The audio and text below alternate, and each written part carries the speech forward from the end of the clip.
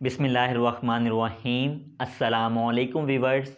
मैं उम्मीद करता हूँ आप तमाम स्टूडेंट्स खैरियत से होंगे। मैं आपका computer science instructor Shahbaz Ali और मैं आपको वेलकम करता हूँ डिजिटल एजुकेशन पर। आज के लेक्चर के अंदर बच्चों हम डिस्कस करेंगे safeguarding the privacy of the others. तो वीडियो को आपने लास्ट तक देखना है और बिल्कुल भी स्किप नहीं करना। इसके साथ साथ आप तमाम व्यूअर से दरख्वास्त है कि अगर आप चैनल पर नए हैं और आपने अभी तक चैनल को सब्सक्राइब नहीं किया तो जल्दी से चैनल को सब्सक्राइब करें और बेल आइकन को प्रेस करें। तो जैसा कि हमारा टॉपिक आज का है safeguarding the privacy of the other. तो सबसे पहले तो समझते हैं कि सेफ गार्डिंग का मतलब क्या होता है। तो बेसिकली सेफ गार्डिंग का मतलब ये होता है, safeguarding means action taken to protect someone from harm, यानी किसी भी शख्स को नुकसान से बचाने के लिए जो एक्शंस हम लेते हैं उसको बोलते हैं सेफ गार्डिंग। या इसको आप ऐसे भी ले सकते हैं कि सेफ गार्डिंग का मतलब ये होता है कि हम प्रोटेक्ट करें दूसरे बंदे की प्राइवेसी को, to protect the privacy of the other, यानी दूसरे बंदे की डेटा को क्या करें, प्राइवेसी करें, उसके डेटा को प्राइवेट रखें, इसको बोलते हैं सेफ गार्डिंग। आपने एथिकल इश्यूज़ के टॉपिक में देखा होगा कि वहाँ पे हमने डिस्कस किया था कि हम नहीं चाहते कि हम किसी थर्ड पार्टी के साथ या मिलिशियस यूज़र के साथ अपना डेटा शेयर करें या वो हमारे डेटा तक रसाई हासिल करें। सेम ऐसे ही दूसरा शख्स भी ये नहीं चाहता कि उसका डेटा आप यूज़ करें। तो जिस तरह आप ये तवक्का करते हैं कि आपका डेटा कोई शख्स यूज़ ना करे, सेम ऐसे ही दूसरा शख्स भी आपसे यही तवक्का करता है कि आप भी उसके डेटा का मिसयूज़ ना करें। तो ये हम देखेंगे आज के लेक्चर के अंदर, safeguarding the privacy of the other, कि आप दूसरे के डेटा को कैसे सेफ गार्ड रखते हैं। आज के लेक्चर के अंदर ये चीज़ें हम डिस्कस करेंगे। तो जैसे कि मैंने आपको सेफ गार्डिंग का मतलब समझाया, अब इसको कुछ एग्जाम्पल की मदद से मैं एक्सप्लेन करता हूँ। अमूमन आपने रोड पर या पब्लिक प्लेस पर देखा होगा, वहाँ पर कैमरास इंस्टॉल होते हैं और वहाँ पर लिखा भी होता है कि कैमरे की आंख आपको देख रही है।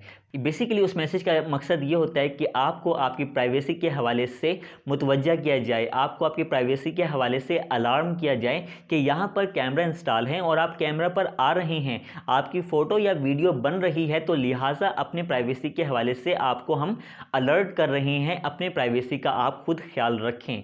सेम ऐसे ही आपने देखा होगा कि जब आप ड्राइविंग कर रहे होते हैं तो रोड पर स्पीड कैमरास इंस्टॉल होते हैं, लेकिन जब आप स्पीड कैमरास तक पहुंचते हैं उससे पहले ही आपको बता दिया जाता है कि आगे इतने किलोमीटर पर स्पीड कैमरास इंस्टॉल हैं, तो लिहाजा आप अपनी स्पीड को कंट्रोल में रखें, उसी स्पीड को फॉलो करें जो यहाँ पर अलाउ है। यानी आप अपनी स्पीड को ओवर स्पीडिंग ना करें अपनी गाड़ी को, बल्कि एहतियात से चलाएं और जो स्पीड आपको बताई गई है उसी स्पीड को फॉलो करें। बेसिकली उस मैसेज का मतलब यही होता है कि आप अपनी स्पीड को कंट्रोल करें और स्पीड को कंट्रोल करने के साथ साथ आप रूल्स एंड रेगुलेशंस को फॉलो करें। एक मकसद हमारा ये भी होता है कि हम ये चीज़ देख सकें क्या हमारे जो यूज़र्स हैं, यानी जो हमारे जिनके हम प्राइवेसी का ख्याल रख रहे हैं, उसका एक मकसद ये भी होता है क्या वो रूल्स एंड रेगुलेशंस को फॉलो कर रहे हैं या रूल्स एंड रेगुलेशंस को फॉलो नहीं कर रहे हैं। इसको बोलते हैं safeguarding the privacy of the others. Same ऐसे ही हम समटाइम्स क्या करते हैं, ऑर्गेनाइजेशन पर डेटा अपना देते हैं, ऑर्गेनाइजेशन के पास हमारा डेटा होता है। इसकी एग्जांपल आप ऐसे ले सकते हैं कि अगर हमारे पास नादरा है, यानी नादरा का मतलब होता है national database and registration authority, इसके पास आपका रिकॉर्ड होता है कि आपका नाम क्या है, आपका फादर नेम क्या है, आपका एड्रेस क्या है, आपका फैमिली नंबर क्या है और आपके भाई बहन के हवाले से यानी आपके फैमिली मेम्बर का डेटा भी नादरा के पास होता है। तो यहाँ पर आप देख सकते हैं कि नादरा की यहाँ पे एथिकल रिस्पॉन्सिबिलिटी बनती है कि वो आपके डेटा को क्या करे, सेफ गार्ड करे आपकी प्राइवेसी के हवाले से। और इससे पिछले एग्जांपल्स में हमने कैमरा के हवाले से डिस्कस किया, तो वहाँ पे सीसीटीवी कैमराज इंस्टॉल होते हैं, यानी CCTV camera stands for close circuit television. इस तरह के जो मुखफ़फ़ हैं वो आपके पेपर में पूछे जा सकते हैं शॉर्ट क्वेश्चंस के तौर पर या एमसीक्यूज़ के तौर पर पूछे जा सकते हैं। आपको ये पता होना चाहिए ताकि एग्ज़ाम में आप अच्छे नंबर हासिल कर सकें। तो ये था हमारे पास ऑर्गेनाइजेशन के हवाले से और हमारे पास कैमरा के हवाले से मैंने आपको एग्जाम्पल के ज़रिए एक्सप्लेन किया।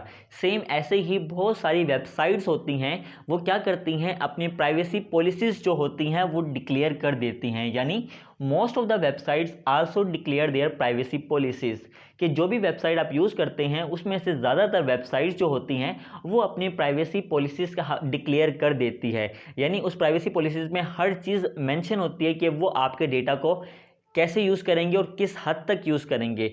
यानी अगर आप देखें कि अगर वेबसाइट आप इस्तेमाल करें तो वेबसाइट आपको बता देती है कि हम आपका डेटा आपके कंप्यूटर से ये डेटा कलेक्ट करेंगे और ये डेटा कलेक्ट करने के बाद हम इस शख्स के साथ आपके डेटा को शेयर करेंगे। बट अनफॉर्चुनेटली हम क्या करते हैं, मैं या आप, बहुत सारे यूज़र्स जो होते हैं वो प्राइवेसी पॉलिसीज़ को नहीं पढ़ते हैं, बल्कि प्राइवेसी पॉलिसीज़ को पढ़े बगैर वहाँ पे मैसेज लिखा होता है I am agree with all the policies, उसको हम चेक करते हैं और कंटिन्यू पर क्लिक कर देते हैं। जबकि अगर हम देखें तो वेबसाइट ने अपनी जिम्मेदारी परफॉर्म की है, उसने ये बता दिया है कि वो आपके कंप्यूटर से कौन कौन सा डेटा कलेक्ट करेंगे और आपके कंप्यूटर से डेटा कलेक्ट करने के बाद वो किस किस के साथ आपका डेटा शेयर करेंगे।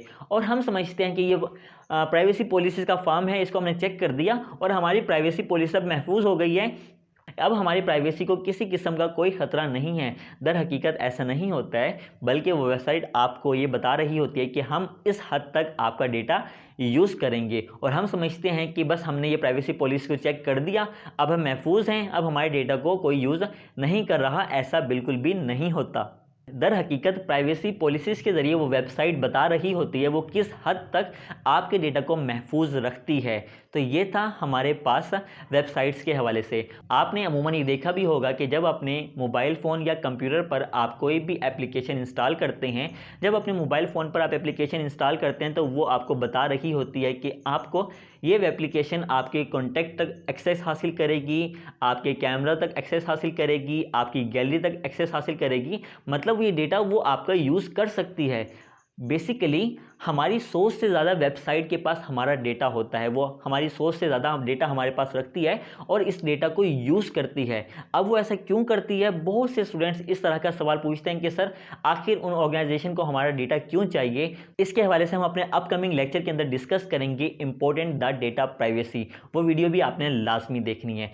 आज के लेक्चर के अंदर हमने डिस्कस किया safeguarding the privacy of the others. हमने डिटेल में डिस्कस किया प्राइवेसी के हवाले से कि हम दूसरों के डेटा को कैसे सिक्योर रख सकते हैं, कैसे दूसरों की प्राइवेसी का ख्याल रख सकते हैं। आज के लेक्चर के अंदर ये सारी चीज़ें हमने डिस्कस की और इवन मैंने आपको ऑर्गेनाइजेशन के हवाले से मैंने एग्जांपल दी, आपको नादरा की, कैमरा के हवाले से मैंने आपको रोड की एग्जांपल दी और वेबसाइट के हवाले से मैंने आपको एग्जांपल दिया है प्राइवेसी पॉलिसीज़ के हवाले से। मैं उम्मीद करता हूँ कि मेरा आज का लेक्चर आपको पसंद आया होगा। अगर आपको मेरा आज का लेक्चर पसंद आया और इस लेक्चर से आपकी हेल्प हुई है तो वीडियो को लाइक करें, अपने तमाम फ्रेंड्स के साथ इसको शेयर करें। मुझे अपनी दुआओं में याद रखिएगा। मेरी अगली वीडियो तक के लिए अल्लाह हाफिज़, टेक केयर।